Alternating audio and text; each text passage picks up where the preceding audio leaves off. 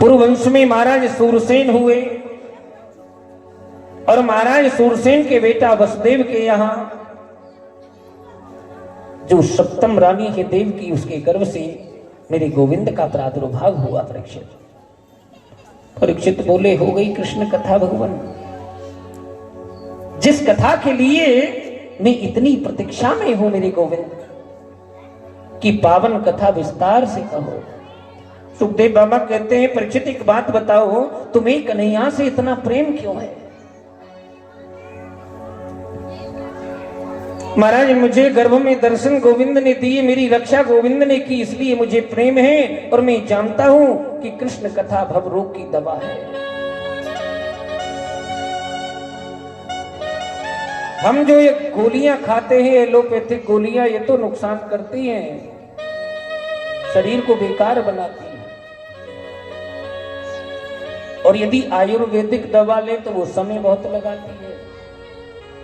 ये सत्संग रूपी दवा होम्योपैथिक है, 2-2 गोली चूसते जाओ और आनंद से जीवन भव रोग को मिटाते जाओ। उसका नाम है कृष्ण कथा। फिर जीवन अपने आप सहज सरल हो जाएगा। श्री सुखदेव बाबा कहते हैं, परीक्षित, जब ये पृथ्वी जरासंध और कंस जैसे आताताई दुराचारियों से विचलित हो गए, क्योंकि कंस दुराचारी है, अपने ही पिता उग्रसेन को कारागृह में डालकर के स्वयं मथुरा के राजा बन गए कंस। महाराज उग्रसेन के भाई थे देवक, जिनकी 7 बेटियां हैं। देवक की मृत्यु के उपरांत सबका पालन पोषण महाराज उग्रसेन ने किया और समय उपरांत 6 बेटियों का विवाह किया। सप्तम बेटी देवकी जब महाराज कंस ने देखा विवाह के योग्य है तो निमंत्रण दे दिया वसुदेव जी महाराज को। वसुदेव जी महाराज बारात लेकर के आए और बड़ा सुंदर विवाह महोत्सव महाराज कंस ने किया है। सभी नगरवासी मन में विचार कर कह रहे हैं, मथुरावासी कहते थे, राजा कंस दुराचारी, देखो बहन के विवाह में कितना हर्षित है। देवताओं को पची नहीं ये बात। यदि राजा कंस के लिए ऐसे कहेंगे तो भगवान का प्रादुर्भाव कैसे होगा, गोविंद का अवतरण कैसे होगा। जब विदा का समय आया, रथ में बिठा करके जाने लगे महाराज कंस, स्वयं उसी क्षण आकाशवाणी हो गई, महाराज जिस देवकी के विवाह में तुम इतने प्रसन्न हो ना, उसी का अष्टम गर्भ तुम्हारा काल होगा। और इसी काल के भय से आज महाराज ने देवकी के केशों को पकड़ लिया और रथ से खींच लिया, मारने को तत्पर हैं। वसुदेव जी हाथ जोड़कर के विनती करते हैं कि राजन, अगर तुम्हें भय है तो वो अष्टम गर्भ से है। मैं वचन देता हूं जो भी संतान उत्पन्न होगी तुम्हें दे दूंगा। कारागृह में डाल दिया, हाथ में हथकड़ी, पैरों में बेड़ियां डालकर। पहला पुत्र हुआ, प्रथम पुत्र जब देव की जाए, ले वसुदेव तुरंत चले आए, बालक को लेकर के आए और प्रणांत कर दिया दुराचारी कंस ने। ठीक इसी तरह 6 पुत्रों का वध किया और सप्तम गर्भ में जब मेरे शेषावतारी बलदाऊ आए तो भगवान की योग माया ने रोहिणी के गर्भ में स्थापित कर दिया। गर्भ क्षीण हो गया, ऐसा जानते हैं मथुरावासी। अष्टम गर्भ की तैयारियां, भाद्रपद मास, कृष्ण पक्ष, अष्टमी तिथि, और मेरे गोविंद माधव का रात्रि में जेलों की ही अंदर अवतार होने जा रहा है। देवता प्रसन्न है पर कोई उत्सव नहीं, आवाज नहीं, शोर नहीं, क्योंकि जानते हैं रात्रि में कंस को मालूम न पड़ जाए, इसलिए भगवान ने रात्रि में अवतार लिया जेलों के अंदर। और मेरे गोविंद जब जेल के अंदर प्रकट हुए तो दर्शन किए देव की वसुदेव ने और कहते हैं, बाबा जब मैं बाल्य अवस्था में आऊं तो मुकु चबड़ा में रख के मैया यशोदा बाबा नंद के यहाँ पहुंचा दे, गोकुल धाम। और मैया यशोदा के पास में एक दिव्य कन्या, माकू बामा तुम वापस लेके आइए। वसुदेव जी कहने लगे, ये बेड़ियां पड़ी हैं, पहरेदार खड़े हैं, ताले लगे हुए हैं, बाकी चिंता ना करें। देखते ही देखते मेरे गोविंद माधव ने अपने विराट स्वरूप को बाल्य स्वरूप में परिवर्तन किया। मेरे गोविंद प्रकटे लाला झीलों के अंदर। बोलिए बाल कृष्ण भगवान की। आज वसुदेव जी महाराज छबड़ा में रख कर के और गोकुल धाम की ओर प्रस्थान करने लगे। आइए भगवान के दर्शन करेंगे लाला मेरे गोविंद माधव के सुंदर झांकी के दर्शन करते हुए। और जब लेकर के चले तो रास्ते में देख रहे हैं मार्ग में यमुना महारानी चरण स्पर्श के लिए भगवान के चरणों की ओर बढ़ने लगे। वसुदेव जी महाराज की नासिका तक जल आ गया। कहते हैं देवी थोड़ा शांत बहो, भगवान चरण छूने आई थी, चरण स्पर्श करने दो ना। भगवान के चरण छूकर के मार्ग दिया यमुना महारानी ने। और गोकुल धाम में पहुंच करके वसुदेव जी महाराज ने मैया यशोदा के पास में लाला को रख करके और दिव्य कन्या को वापस लेकर के वसुदेव जी महाराज लौट करके आ गए। देख रही है प्रातःकालीन वेला में नंद बाबा की बहन सुनंदा भाभी पे कहा भयो है किलोल करते हुए जब मेरे गोविंद को देखा, दौड़ती हुई जा रही है और मामा नंद को अवगत कराने लगी है। भैया, अरे भैया नंद, लाला भयो है लाला। 85-85 वर्ष की अवस्था में मैया यशोदा के यहाँ लाला भयो है। अब तो नंद भवन में आनंद हो गए, ब्रज में आनंद हो गए, क्योंकि आनंद प्रकट हो गए। हे नंद के आनंद भयो जय कन्हैया लाल के। नंद के आनंद भयो जय कन्हैया लाल के। नंद के आनंद भयो जय कन्हैया लाल के। नंद के आनंद भयो जय कन्हैया लाल के। नंद के आनंद भयो जय कन्हैया लाल के। नंद के आनंद भयो जय कन्हैया लाल के। नंद के आनंद भयो जय कन्हैया लाल के। नंद के आनंद भयो जय कन्हैया लाल के।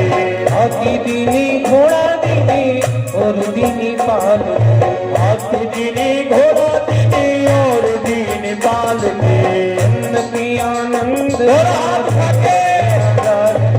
नंद के आनंद भयो जय कन्हैया लाल के। नंद के आनंद भयो जय कन्हैया लाल के।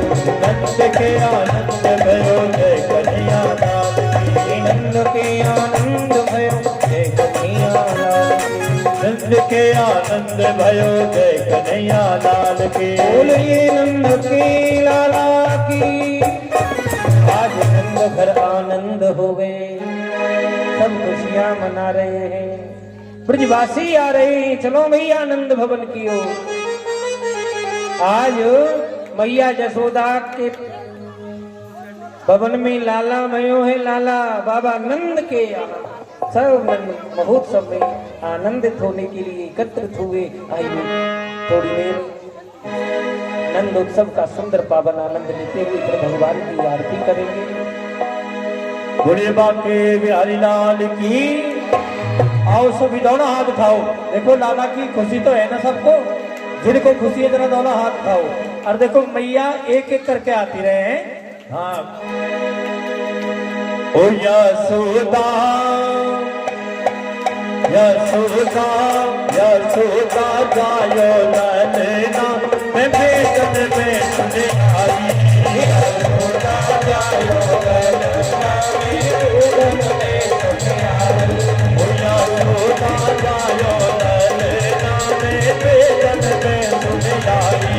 यशोदा जायो ललना मैं बेकत में तुझे आई। मैं बेकत में तुझे आई। पुराण में सुने आई।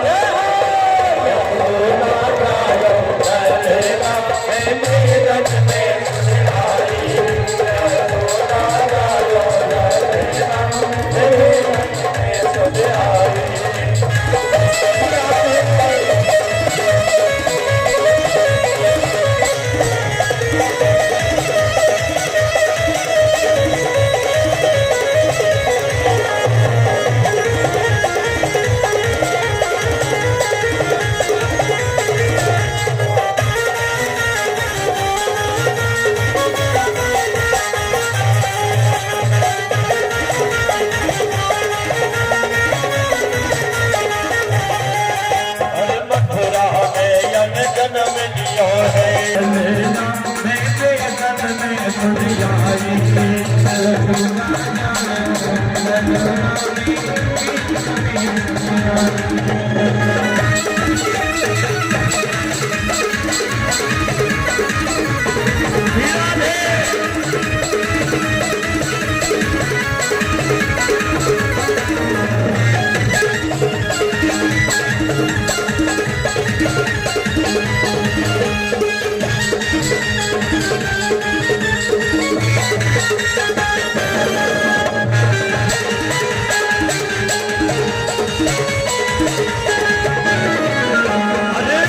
वसुदेव चले गोकुल को वसुदेव चले गोकुल को वसुदेव चले गोकुल को वसुदेव चले गोकुल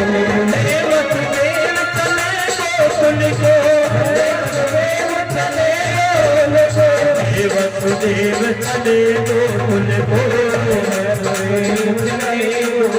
यमुना ने यमुना ने यमुना ने धोए चरना मेरे तन में तुझ आई यमुना जायो ललना मेरे तन में तुझ आई मेरे तन में तुझ आई मेरे तन में तुझ आई मेरे तन में तुझ आई मेरे तन में तुझ आई या सोना जायो ललना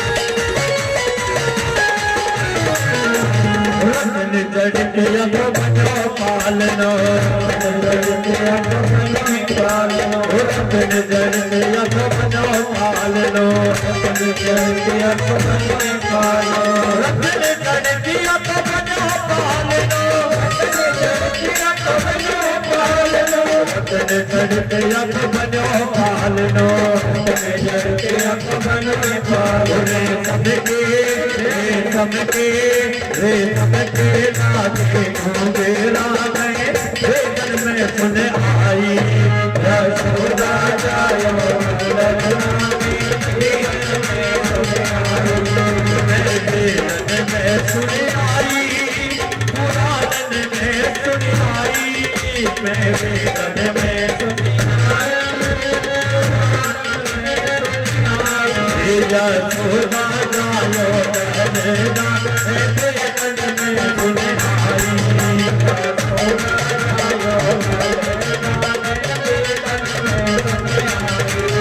हर चंद्र सखी भजबार कृष्ण छवि चंद्र सखी भजबार कृष्ण छवि भैया लल्ला को आशीर्वाद देना है कि चिर जीवे तेरो। हाँ तो कैसे आशीर्वाद दोगे? ऐसे, लेकिन सीधा हाथ खड़े करो एकदम। वो चिर जीवे तेरो ललना मैं भेदन में सुन आई यशोदा जायो अरे यशोदा जायो ललना मैं भेदन में सुन आई यशोदा जायो मैं भेदन में सुन आई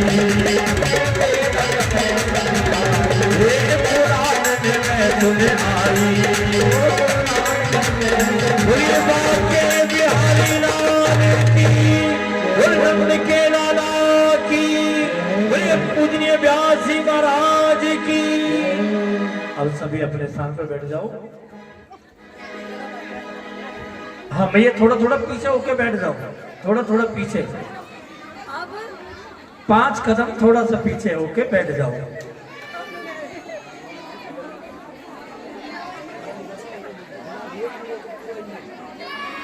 पूरा नाश कर दिया, वीडियो को पूरा नाश कर दिया।